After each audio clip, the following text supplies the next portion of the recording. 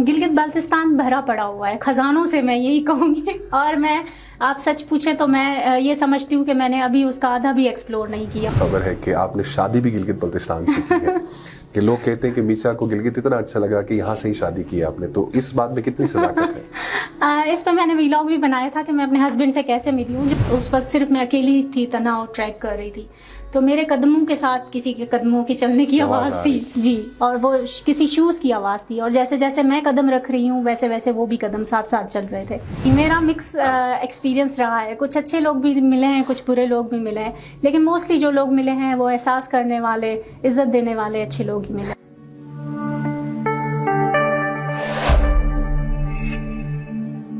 बिस्मिल्लाहिर्रहमानिर्रहीम, आप देख रहे हैं गिलगित मीडिया नेटवर्क प्रोग्राम आज की बात के एक और नए एपिसोड के साथ। मैं हूं नवीद अफजल। नाज़रीन इकराम, गिलगित बाल्टिस्तान में बहुत ही ज़्यादा ऐसे लोग मौजूद हैं जो गिलगित बाल्टिस्तान को एक्सप्लोर करते हैं। उनमें कुछ ऐसी शख्सियात हैं जिन्होंने गिलगित बाल्टिस्तान को बहुत खूबसूरत अंदाज में एक्सप्लोर किया। उन्हीं में एक ऐसी खातून आज हमारे साथ मौजूद है जिनका ताल्लुक गिलगित बाल्टिस्तान से नहीं है, लेकिन वो गिलगित बाल्टिस्तान से उतना प्यार करती हैं जितना यहाँ के वासी गिलगित बाल्टिस्तान से प्यार करते हैं। आज हमारे साथ मौजूद है मीसा तालपुर। सबसे पहले मीसा, आपको वेलकम कहते हैं प्रोग्राम में। बहुत शुक्रिया। अच्छा मीसा, सबसे पहले तो आप हमारे जितने भी इस वक्त देखने वाले उनको बता दें कि आपका इंट्रोडक्शन अपना करा दें कि आप बेसिकली कहाँ से हैं और एजुकेशन आपकी क्या है। अस्सलाम वालेकुम सारे आपके व्यूअर्स को। मेरा नाम मीसा तालपुर है और मेरा ताल्लुक बेसिकली मीरपुर ख़ास सिंध से है। सिंध का चौथा बड़ा शहर कहा जाता है मीरपुर ख़ास को। और मेरी जो एजुकेशन है वो मैंने मास्टर्स किया है टूरिज़म एंड हॉस्पिटैलिटी मैनेजमेंट में, और राइट नाउ मैं एक कंटेंट क्रिएटर हूँ, वीडियोस बनाती हूँ, कंटेंट बनाती हूँ सोशल मीडिया पे, और उसके अलावा मैं as a freelancer tour manager काम करती हूँ, लोगों के टूर्स ऑर्गेनाइज करती हूँ। अच्छा मीसा, आपका नाम काफ़ी यूनिक है। जी जी, मैंने भी फर्स्ट टाइम ही सुना है। तो मीसा का तालपुर तो खैर ओबियसली आपकी फैमिली नेम होगा। जी, कास्ट है मेरी। कास्ट है, तो मीसा के मानी क्या है वैसे? मीसा बेसिकली एक जापानीज नेम है। ठीक है, जापानी वर्ड है, नाम है, और लड़कियों का, जिसका मतलब है ब्लॉसम। अच्छा, बाहर जो कि अभी चल रही है। हाँ जी। अच्छा, उस हवाले से मतलब ये नाम रखा गया है। हाँ जी, लेकिन यह है कि मैंने, क्योंकि मैं जिस फैमिली से ताल्लुक़ रखती हूँ, शुरू में मुझे बहुत ज़्यादा ट्रैवलिंग से रिलेटेड रिस्ट्रिक्शंस थी, बल्कि घरों से बाहर भी फीमेल्स को नहीं निकाला जाता है, मतलब परमिशन नहीं होती है, तो सोशल मीडिया पे आईडी बनाना ये बहुत बड़ी बात होती है। तो इसलिए फिर मैंने मैंने अपने निक नेम से एक आईडी बनाई थी मीसा तालपुर के नाम से। और मोस्टली मेरे बहुत सारे ऐसे रिश्तेदार हैं जो कि जिनको अभी तक ये नहीं पता कि ये मीसा तालपुर वही, हाँ जी, ये लोगों को नहीं पता है। अच्छा मीसा, व्लॉगिंग आप करती हैं, काफ़ी अरसे से कर रही हैं, कब शुरू की व्लॉगिंग? और ओबियसली आप ऐसे इलाके से हैं जहाँ पे फीमेल को इतनी ज़्यादा आज़ादी नहीं दी जाती है, तो एक व्लॉगिंग का सिलसिला आपने शुरू किया, कब से किया और किन मुश्किलात का आपको सामना करना पड़ा? स्टार्टिंग में मैंने जो है वो स्टार्ट जो किया था वो अपना राइटअप से किया था। मैं आर्टिकल्स लिखती थी, सफ़रनामे लिखती थी। मेरा वीडियो की तरफ बिल्कुल भी रुझान नहीं था, और बस मेरे कुछ पढ़ने वाले थे और मैं उसमें बहुत अच्छा महसूस करती थी लिख के, जो भी जहाँ भी मैं सफ़र करती थी वहाँ के सफ़रनामे लिखती थी। लेकिन फॉर अ टाइम बिंग फिर मैंने देखना शुरू किया कि लोग देखना ज़्यादा पसंद करते हैं, मतलब पढ़ते लोग बोर हो जाते हैं। तो फिर इस तरह से फिर मैंने जो है वो व्लॉग्स बनाना शुरू किए, और इसको भी ऑलमोस्ट 4-5 साल हो रहे हैं। फर्स्ट व्लॉग किस चीज़ पे बनाया था आपने? फर्स्ट व्लॉग जो था वो मेरा राकापोशी बेस कैंप का टूर था, जो मैंने विंटर्स में किया था मीरपुर खास से। जी, मीरपुर खास से, और वो मेरा स्पॉन्सर टूर था। FFC ने स्पॉन्सर किया था मुझे, और मैं फर्स्ट पाकिस्तानी फीमेल थी जो विंटर्स में बेस कैंप पहुंची थी। अच्छा जी। अच्छा मीसा, एक सिंध की खातून मीरपुर खास से उठी और गिलगित बाल्टिस्तान को एक्सप्लोर किया, और इतना एक्सप्लोर किया कि आपके व्लॉग्स जब कोई देखता है तो गिलगित बाल्टिस्तान ही नज़र आता है। तो क्या सोच के गिलगित बाल्टिस्तान आई, और आपको क्या चीज़ यहाँ की अट्रैक्ट कर गई कि आप मुस्तकिल ही आना शुरू किया आपने, और बल्कि रह भी रही हैं यहाँ पे? असल में ये था कि बचपन से ही जो है वो, ये तो नहीं कहूँगी कि बचपन से बहुत ज़्यादा आज़ादी थी, हर जगह घूम फिर सकती थी मैं, ऐसा कुछ नहीं था। घर में एक रिस्ट्रिक्ट माहौल था, और ये होता था कि जब आप बाहर भी जा रहे हैं तो आप अपने पेरेंट्स के साथ या घर की किसी से इजाज़त लेके जा रहे हैं, अकेले जाने को आपको इस चीज़ की भी इजाज़त नहीं थी। लेकिन ये था कि वो जो माहौल मैंने देखा था जो कि थोड़ा रिस्ट्रिक्टेड था, तो मुझे ये था कि बस मुझे पहाड़ों में जाना है, एक खुली फिज़ा में सांस लेनी है। तो उसमें फिर मैं डिफरेंट वैलीज़ को सर्च करती चलती रही और जो मैंने पहली पिक्चर देखी वो नंगा पर्वत की थी और मुझे लगा कि मुझे जो है ना इस पहाड़ की बेस कैंप में पहुंचना है, कुछ भी हो जाए। तो वो बस मेरा इसी तरह से पहला सफ़र शुरू हुआ। मैं आई और फिर मैंने देखा गिलगित को, बहुत खूबसूरत। अच्छा, गिलगित तो ऑब्वियसली खूबसूरत है, यहाँ के लोग आपको कैसे लगे? लोग अच्छे हैं, बल्कि मैं ये कहूँगी मिक्स लोग हैं। अच्छा। हाँ जी, मेरा मिक्स एक्सपीरियंस रहा है। कुछ अच्छे लोग भी मिले हैं, कुछ बुरे लोग भी मिले हैं, लेकिन मोस्टली जो लोग मिले हैं वो एहसास करने वाले, इज्जत देने वाले अच्छे लोग ही मिले हैं। अच्छा मिसा, आप एक ट्रेवलिंग एजेंसी भी चलाती हैं, टूर ऑपरेटर भी हैं, तो फॉरेनर्स वगैरह यहाँ पे आते हैं, तो आपके नज़दीक किन मुश्किलात का सामना करना पड़ता है एज ए टूर ऑपरेटर आपको, या फिर जितने भी फॉरेनर्स आते हैं उनको गिलगित बल्तिस्तान में इजीली एक्सेस है हर जगह जाने का? जी हाँ, ऐसा ही है। मतलब फॉरेनर्स इजीली आ जाते हैं, कोई इशू नहीं होता, सफ़र सही गुजरता है। लेकिन यह है कि कुछ इश्यूज़ हैं जो कि जैसे अगर कोई फॉरेनर बाहर से आ रहा है, मतलब उनके लिए सहूलियात नहीं है कुछ। अच्छा। जैसे हम सफ़र में जा रहे हैं, हम टूर्स लेके इस्लामाबाद से और गिलगित की तरफ आ रहे हैं, वो बाय एयर टूर नहीं है, बाय रोड है। तो रास्ते में बहुत सारी ऐसी जगह हैं जहाँ पे आपको जो है वो प्रॉपर टॉयलेट्स नहीं मिलते हैं गेस्ट के लिए। फॉरेनर्स हैं तो उनकी एक्सपेक्टेशंस भी हाई होती हैं, ऑफ कोर्स वो उन्हें गंदे टॉयलेट्स में नहीं जा सकते हैं, उनको खाने की चीज़ें बेहतर नहीं मिलती हैं, मतलब ऑन द गो, बहुत सारे मसाइल हैं। उसके अलावा हर दूसरी चेक पोस्ट पे हमें जो है वो फॉरेनर्स का पूरा डेटा देना पड़ता है, जो कि मुझे लगता है कि इस तरह से नहीं होनी चाहिए। कोई ऐसी पॉलिसीज़ हों जिस पे अगर कोई फॉरेनर इस मुल्क में आ रहा है, उसको वीज़ा मिला हुआ है, तो हर जगह पे चेक पोस्ट पे खड़ा करके उनको तंग करने से कोई बात नहीं बनती, फ़ायदा नहीं बनता, एक बुरा इम्पैक्ट ही जाता है आपके एरिया का। यही सही। अच्छा, एक और बड़ी मशहूर खबर है कि आपने शादी भी गिलगित बल्तिस्तान से की है कि लोग कहते हैं कि मीसा को गिलगित इतना अच्छा लगा कि यहाँ से ही शादी की आपने, तो इस बात में कितनी सदाकत है? इस पर मैंने व्लॉग भी बनाया था कि मैं अपने हस्बैंड से कैसे मिली हूँ। जो लोग मुझे यूट्यूब पे फॉलो करते हैं उनको अच्छे तरीके से पता है। मैंने बेसिकली एक बलोच बंदे से शादी की है। मेरे हस्बैंड बलोच है और वो गिलगित बल्तिस्तान से नहीं है और नगर से तो बिल्कुल भी नहीं है। अच्छा। जी, वो बलोचिस्तान से है, लेकिन वो अभी मूव टू पंजाब है, तो वो अच्छा। पंजाब में ही होते हैं मोस्टली। अच्छा, मोस्टली पंजाब, मतलब वो गिलगित से नहीं है? जी, वो गिलगित से नहीं है, लेकिन मेरी तरह ट्रैवलर ही है। अच्छा जी जी। अच्छा, तो मिसा आप आजकल जो है वो नगीर के इलाके में रहती हैं? जी जी। तो वहाँ पे आपने रेंट पे घर लिया हुआ है? जी। तो मतलब इतना अच्छा लगा नगीर के आपने मुस्तकिल रहना कह रहा था क्या यहाँ पे? मुझे पूरा गिलगित बल्तिस्तान अच्छा लगता है, सिर्फ नगर की बात नहीं करूँगी यहाँ पे, लेकिन यह है कि नगर थोड़ा सा मेरे सिंध के कल्चर को भी मतलब थोड़ा सा रिजेंबल करता है। लाइक वहाँ पे हिजाब है, पर्दा है, जिस तरह से मैं अपने घर में करती हूँ, यहाँ हमारे सिंध में है, तो वो चीज़ एक मुझे बहुत अच्छी लगती है। और दूसरी बात यह है कि नगर जहाँ मैं रहती हूँ मिनापिन में, वहाँ पे बिजली 24/7 है। गिलगित में आपको पता है बिजली का कितना मसला है, तो वहाँ वो खुद बिजली जनरेट करते हैं, जो मुझे बहुत बड़ा फ़ायदा है। और दूसरा जो है वो इंटरनेट भी पहले तो बहुत अच्छा था, अब थोड़ा सा डाउन हो गया है, शायद वहाँ के लोगों ने कोई एहतजाज किया था उसके बाद। तो एस्कॉम से मैं ये रिक्वेस्ट करूँगी कि थोड़ा ठीक कर दें। वहाँ पे कंटेंट क्रिएटर्स रहते हैं जो वीडियोस अपलोड करते रहते हैं, तो बस ये चीज़ है।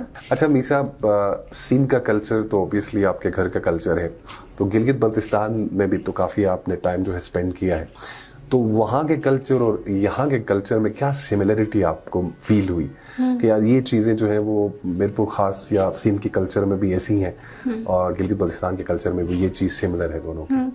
काफ़ी सारी चीज़ें मिलती जुलती हैं। जैसे कि ये है कि सबसे एक चीज़ जो मैं हाईलाइट करना चाहूँगी वो ये है कि औरत को इज्जत देना। ठीक है, वो सिंधियों के कल्चर में भी है, वो अपनी माँ हो, बहन, बेटी हो, बहुत ज़्यादा रिस्पेक्ट करते हैं। और गिलगित बल्तिस्तान का कल्चर भी ये है कि वो अपनी बहन, बेटियों और माँओं को बहुत इज्जत देते हैं। तो जो फीमेल को एक रिस्पेक्ट दी जाती है, ये चीज़ सिमिलर है और मुझे बहुत अच्छी लगती है। अच्छा मिसा, एक और चीज़ जो मेरे जहन में थी कि आपने अकेले ही बहुत सारी ऐसी जगहों पे गई हैं। एक खातून का अकेले ट्रेक्स पे स्पेशली जाना, वो ऐसी जगह होती हैं बड़ी ख़तरनाक किस्म की, चुड़ैल, जिन भूत के भी बड़े ख़तरे होते हैं, तो इस तरह के कोई कभी कुछ नज़र आया आपको कहीं? बिल्कुल, मैंने एक्सपीरियंस की हैं बहुत सारी चीज़ें। अच्छा। जगहों के नाम मैं नहीं लूँगी क्योंकि मैं नहीं चाहती हूँ कि उस जगह से जो है ना वो बुरा कोई फीडबैक जाए, लेकिन हाँ मैंने चीज़ें महसूस की हैं। एक दफ़ा ऐसा हुआ था कि एक घने जंगल में ट्रैक कर रही थी मैं, इस पर मैंने आर्टिकल भी लिखा हुआ है, अपना एक सफ़रनामा लिखा हुआ है। तो बर्फ़ ऑलमोस्ट काफ़ी ज़्यादा पड़ी हुई थी और उस वक्त सिर्फ मैं अकेली थी, तन्हा और ट्रैक कर रही थी। तो मेरे कदमों के साथ किसी के कदमों की चलने की आवाज़ थी जी, और वो किसी शूज़ की आवाज़ थी, और जैसे जैसे मैं कदम रख रही हूँ वैसे वैसे वो भी कदम साथ साथ चल रहे थे। सही। तो पहले तो मुझे लगा मेरा वहम है, शायद मैं ट्रैक की वजह से थक गई हूँ इसलिए मुझे महसूस हो रहा है, लेकिन फिर मुझे अंदाज़ा हो गया कि सच में कोई चीज़ मेरे साथ है। सही। फिर बस वही अपने कुरानी आयत पढ़ी और सब ठीक हो। एक दफ़ा कैंपिंग में भी इस तरह से हुआ था कि मैं कैंप लगा के किसी माउंटेन बेस कैंप में लेटी हुई हूँ और मुझे लगा कि बहुत ही कोई हैवी पत्थर मेरे कैंप के ऊपर गिरा है। सही। और लेकिन ये था कि वो पूरा एक मैडो था, उसके आसपास इतने पत्थर बहुत दूर थे, मतलब ऐसा नहीं था कि कोई डायरेक्ट पत्थर आके टेंट के ऊपर ही गिरे, और वो टेंट बिल्कुल नीचे तक हो गया। अच्छा, पत्थर गिरा था? जी, कुछ भी नहीं था। अच्छा, लेकिन मुझे ऐसा महसूस हुआ अंदर टेंट में लेटे हुए कि वो पत्थर गिरा है टेंट पे।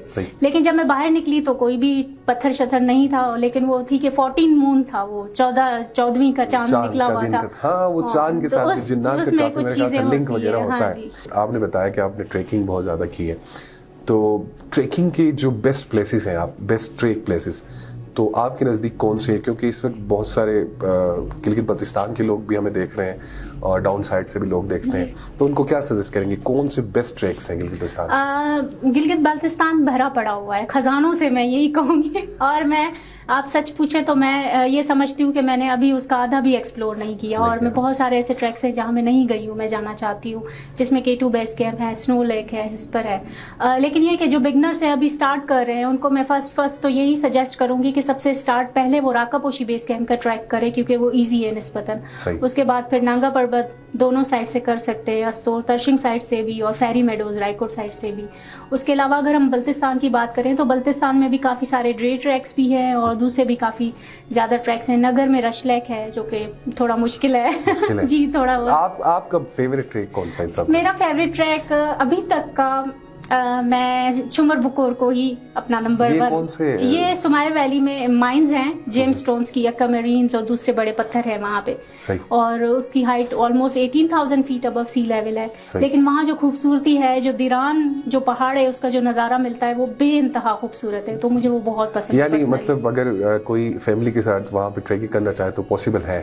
फैमिली तो मैं सजेस्ट नहीं करूंगी, क्योंकि वो माइनिंग एरिया है, वहाँ पे ज्यादातर मर्द ही होते हैं जो कि माइंस करते रहते हैं। अच्छा। फैमिली के लिए मैं राकापोशी बेस कैंप ही सजेस्ट करूंगी, क्योंकि वहाँ से जो ग्लेशियर का नज़ारा है और जो आपको राकापोशी का जो नज़ारा मिलता है वो बहुत खूबसूरत होता है। सही।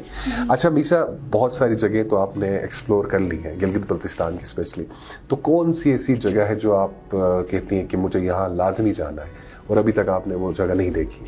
बहुत सारी जगह है हाँ, जिसमें यह है कि स्नो लेक और हिस्पर पास, वो मेरा एक ड्रीम है कि मैं वो ट्रैक करूं। पता नहीं कब से ही वो ड्रीम है, अभी तक पूरा नहीं हुआ है। अच्छा। वहाँ जाना चाहती हूँ, वहाँ मैं अभी तक नहीं गई हूँ। और उसके अलावा मैंने सुना है कि हरामोश कुटवाल लेक बेइंतहा खूबसूरत है, और उधर भी अभी मैं नहीं गई हूँ, तो शायद इस सीज़न में मेरा प्लान है वहाँ जाने का। सही। अच्छा मीशा, गिलगित बल्तिस्तान में काफ़ी अरसे से हैं, तो जब आप कहीं पे काफ़ी अरसे से रहते हैं तो ओबियसली लोगों से भी शिकायतें होती हैं, गिलगित बल्तिस्तान से भी शिकायतें आपको काफ़ी होंगी, तो किस तरह की शिकायतें जो है आपको गिलगित के लोगों से और गिलगित बल्तिस्तान से? मुझे जो है वो एक शिकायत, अगर मैं बात करूं तो मेरा मिक्स एक्सपीरियंस रहा है। अच्छे लोग भी मिले हैं मुझे, बुरे भी मिले, लेकिन जो मुझे शिकायत है जीबी से कहा जाएगा या जीबी के लोगों से, वो ये है कि यहाँ के लोग ओन नहीं करते हैं। ठीक है, मुझे पूरे 9 साल हो रहे हैं ट्रैवलिंग ट्रैकिंग करते हुए। इन जगहों को मैंने एज अ फीमेल उस टाइम पे हाईलाइट किया था जब इधर जहाँ के रास्ते नहीं बने हुए थे, और मैंने यहाँ पे वीडियोज़ बनाई, कंटेंट क्रिएट किया, लोगों को बताया कितना सेफ है। तो और इतने टाइम से ऑलमोस्ट 4 साल होने वाले हैं मैं यहाँ पे मुकीम हूँ, रह रही हूँ एज अ लोकल।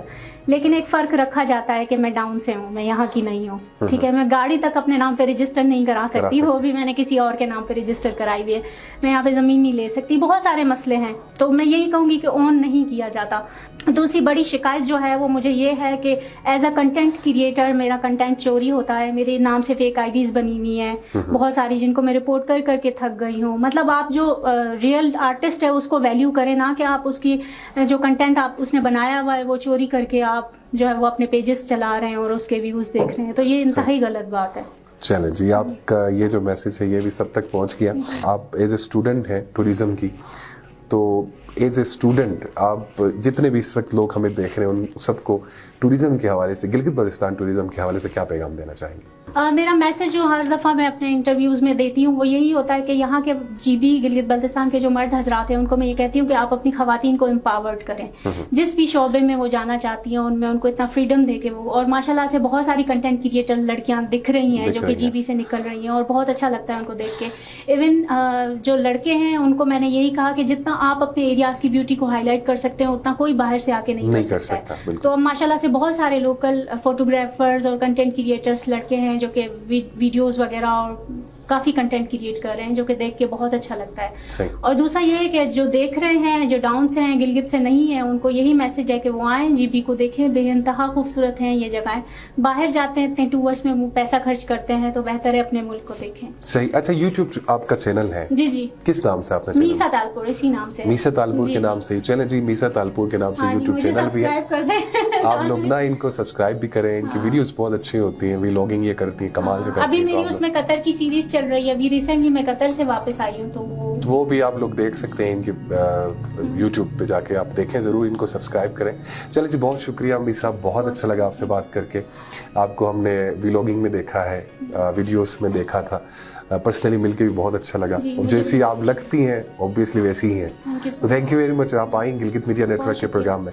जी नाज़रीन इकराम, उम्मीद करते हैं आज का जो ये प्रोग्राम था वो आपको बहुत अच्छा लगा होगा। कोशिश हमने की कि एक ऐसी शख्सियत को आपके सामने लाएं जिनको आप देखते रहते थे और जिनके बारे में आप जानना चाहते थे। तो उम्मीद करते हैं आज का प्रोग्राम आपको अच्छा लगा होगा। इंशाल्लाह नेक्स्ट प्रोग्राम में फिर आपकी खिदमत में हाजिर होंगे। तब तक के लिए फ़ी अमानिल्लाह।